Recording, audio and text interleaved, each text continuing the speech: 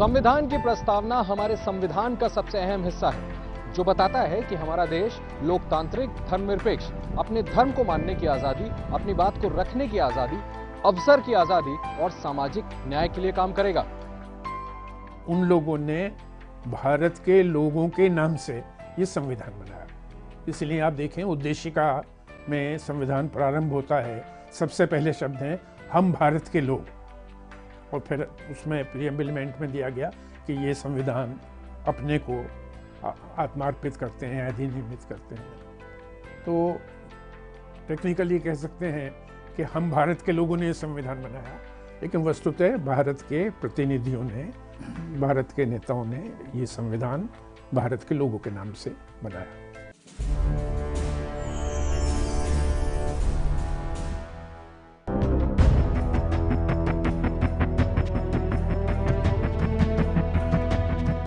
हमारे देश का संविधान कहता है कि देश में लोकतंत्र है, सीधे मतदाता चुनकर अपनी पसंद की सरकार बनाएंगे। मैं नरेंद्र दामोदर दास मोदी ईश्वर की शपथ लेता हूं कि चुने हुए सांसद संसद में बैठकर देश के लिए कानून बनाएंगे। संसद की दो सभाएं हैं, लोकसभा और राज्यसभा। लोकसभा में जनता सीधे चुनकर अपने प्रतिनिधि भेजती है, जबकि विधानसभा के चुने हुए प्रतिनिधि राज्यसभा के लिए प्रतिनिधि चुनते हैं।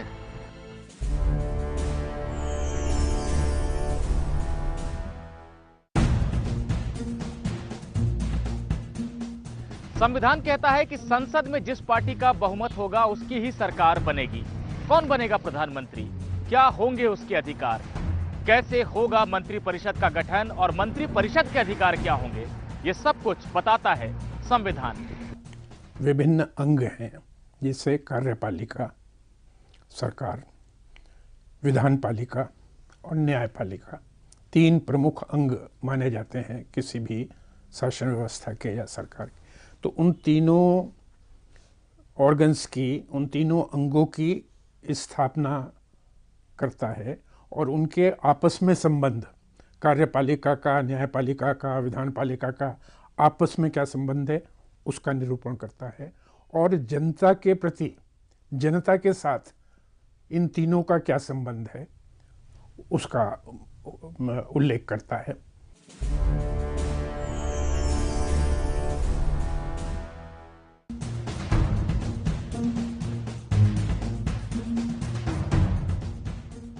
संविधान की संरक्षक है न्यायपालिका।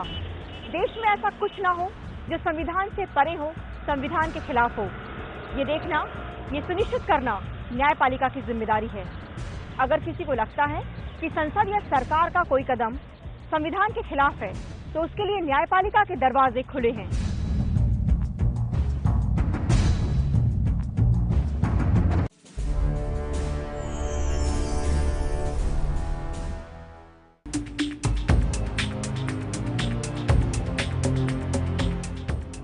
देश कैसे चलेगा, संविधान की अंदरूनी व्यवस्था कैसे काम करेगी, व्यवस्था के अलग अलग अंग आपस में सामंजस्य कैसे बिठाएंगे, ये सब कुछ संविधान में लिखा है। मसलन राष्ट्रपति कौन होगा, कैसे चुना जाएगा और उसके अधिकार क्या होंगे।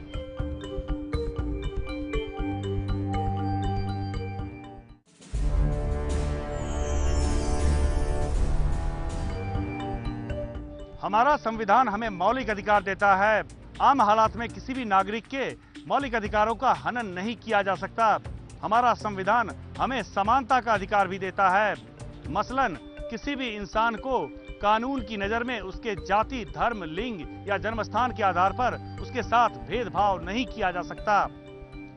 जनता के क्या अधिकार हैं इस संविधान के अंतर्गत, इस व्यवस्था के अंतर्गत, क्या जनता के अधिकार हैं, क्या जनता के कर्तव्य हैं। अगर जनता के अधिकारों का हनन होता है तो कोई भी जनता का व्यक्ति, कोई भी नागरिक क्या कर सकता है, वो सीधा, अगर मूल अधिकारों का हनन है तो वो सीधा उच्चतम न्यायालय तक जा सकता है, ऐसा प्रावधान है।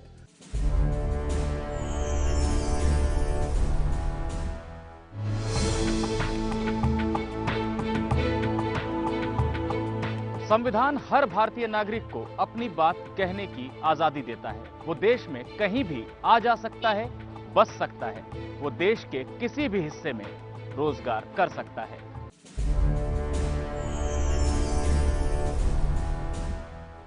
संविधान हमें धर्म की आजादी देता है। कोई भी नागरिक किसी भी धर्म को मान सकता है, उसे स्वीकार कर सकता है और उसका प्रचार प्रसार भी कर सकता है।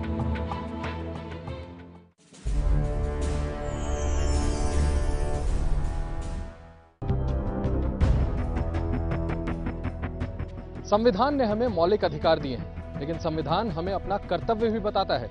संविधान कहता है कि देश का हर नागरिक संविधान का सम्मान करे, देश की संस्थाओं का पालन करे, राष्ट्रध्वज और राष्ट्रगान का आदर करे।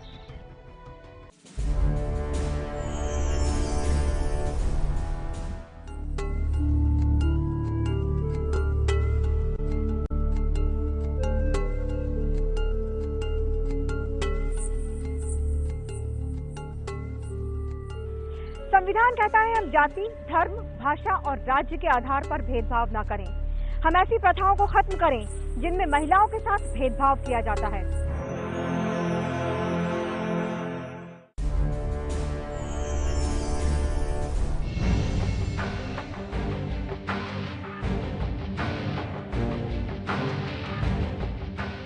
जब संविधान बना था तो क्या सोचते थे निर्माता? क्या उन्होंने कभी यह सोचा होगा कि संविधान में संशोधन होंगे? जी हां, अंबेडकर और नेहरू ने तभी कह दिया था कि जैसे जैसे समय बदलेगा उसके मुताबिक संविधान में बदलाव करने होंगे।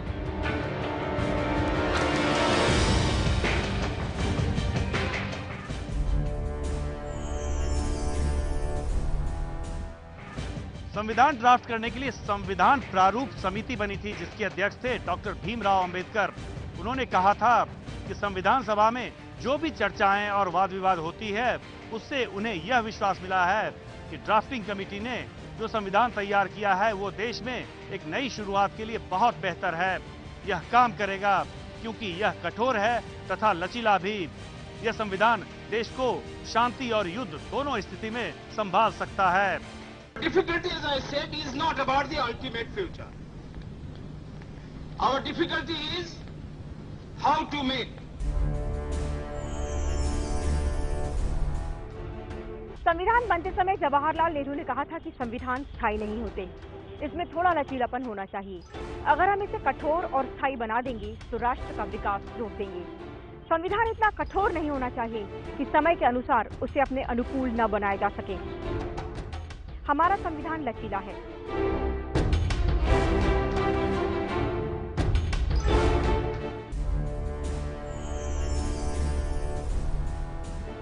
महात्मा गांधी के ग्राम स्वराज की बात संविधान में शामिल नहीं थी।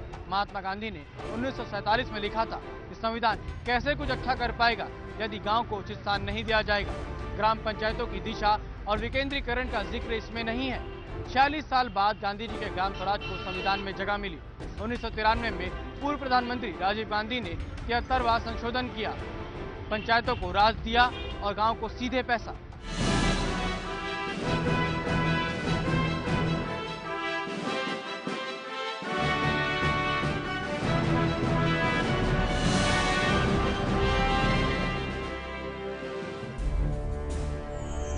क्या संसद बदल सकती है पूरे संविधान को? जी नहीं। संसद को संविधान में संशोधन का अधिकार जरूर है, लेकिन संविधान के मूल ढांचे से छेड़छाड़ नहीं की जा सकती। सन 1973 में सुप्रीम कोर्ट ने भी अपने एक फैसले में इसे स्पष्ट किया था। तो क्या फिर कभी संविधान को बदलने की कवायद ही नहीं हुई? जी हां, पूरी तरह से तो नहीं, लेकिन पूर्व प्रधानमंत्री अटल बिहारी वाजपेयी ने समीक्षा आयोग बनाया था।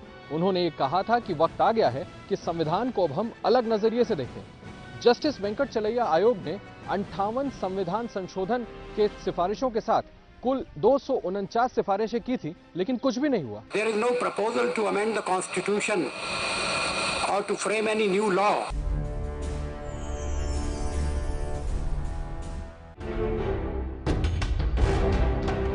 संविधान में संशोधन करके मतदान की उम्र घटाई गई। इससे युवा मतदाताओं की संख्या बढ़ गई। पूर्व प्रधानमंत्री राजीव गांधी ने 61वें संशोधन के जरिए मतदान की आयु 21 से घटाकर 18 वर्ष कर दी। उन्होंने इसके पीछे वजह दुनिया के कई देशों में 18 वर्ष की आयु में मतदान का अधिकार होना बताया है।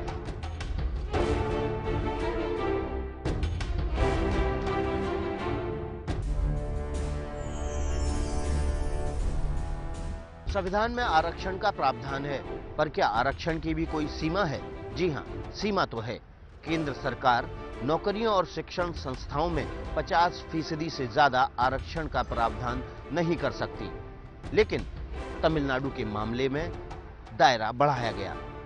दरअसल 1951 में सुप्रीम कोर्ट ने कहा कि आरक्षण से भेदभाव पर रोक का उल्लंघन होता है। नेहरू सरकार ने विशेष प्रावधान का संविधान संशोधन किया और पिछड़े वर्ग के लिए या किसी विशेष वर्ग के लिए विशेष प्रावधान करने का संविधान संशोधन कर दिया। संविधान ने इसे 10 साल तक के लिए मान्यता दी गई, लेकिन ये आज भी जारी है। संविधान की प्रस्तावना की शुरुआत वी द पीपुल से होती है। अमेरिकी संविधान के प्रस्तावना की शुरुआत भी we the people of America से हुई है और इसी आधार पर हम भारत के लोग से प्रस्तावना की शुरुआत होती है। सुप्रीम कोर्ट ने कहा है कि प्रस्तावना संविधान का अभिन्न अंग है और संसद को इसमें संशोधन करने का अधिकार है।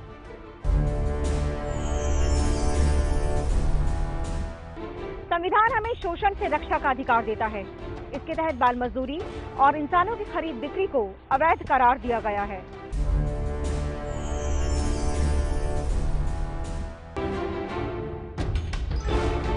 संविधान के मुताबिक देश के हर नागरिक का कर्तव्य है कि वो देश की एकता और अखंडता की रक्षा करे।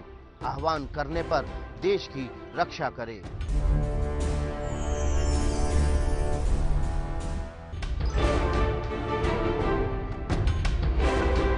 क्या बिना पक्ष सुने किसी की गिरफ्तारी अवैध है? जी हां, 1978 में सुप्रीम कोर्ट ने अमेरिकी अवधारणा को आधार बनाकर कहा कि किसी की स्वतंत्रता छीनने के लिए प्रक्रिया का उचित और निष्पक्ष होना जरूरी है। क्या संविधान से भी पहले कोई संविधान था? 1858 में ब्रिटिश सम्राट ने कंपनी शासन को खत्म कर दिया था। ब्रिटिश संसद ने भारत में शासन चलाने के लिए सबसे पहला कानून भारत शासन अधिनियम बनाया, लेकिन इसमें सारे अधिकार ब्रिटिश क्राउन को दिए गए थे। भारत की जनता के हक की कोई बात इसमें नहीं थी।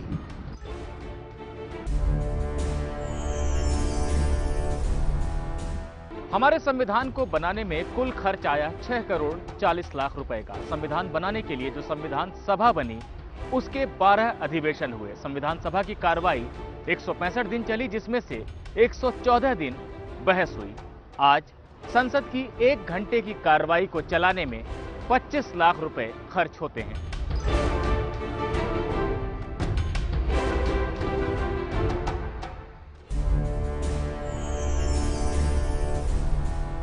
हमारा संविधान मुश्किल दौर से भी गुजरा।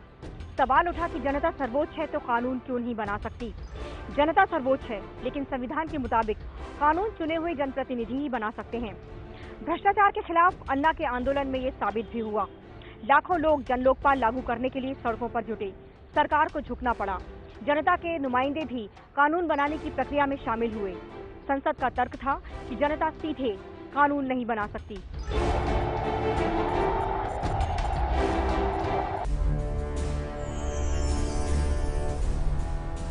बड़ा कौन, संसद या सुप्रीम कोर्ट? संसद बड़ी है। शाहबानो मामले में संसद ने सुप्रीम कोर्ट के फैसले को पलटने के लिए नया कानून पास किया। सुप्रीम कोर्ट ने कहा कि कानून सबके लिए एक है और शाहबानो अपने पति से गुजारा भत्ता ले सकती है। लेकिन राजीव गांधी सरकार ने नया कानून पास कर दिया। आज इसी कानून की वजह से मुस्लिम महिलाएं अपने पति से गुजारा भत्ता नहीं ले सकती हैं।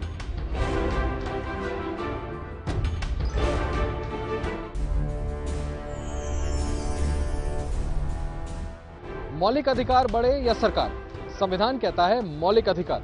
इंदिरा गांधी ने आपातकाल के वक्त आम लोगों के मौलिक अधिकार को दबाया था। 42वें संविधान संशोधन के तहत मौलिक अधिकार पर नीति निर्देशक तत्वों को वरीयता दी गई। 10 दायित्व भी जोड़े गए हैं। अब मौलिक अधिकारों को कोई दबा नहीं सकता। मंत्रिमंडल के लिखित सिफारिश के बगैर राष्ट्रपति देश में आपातकाल भी घोषित नहीं कर सकेंगे।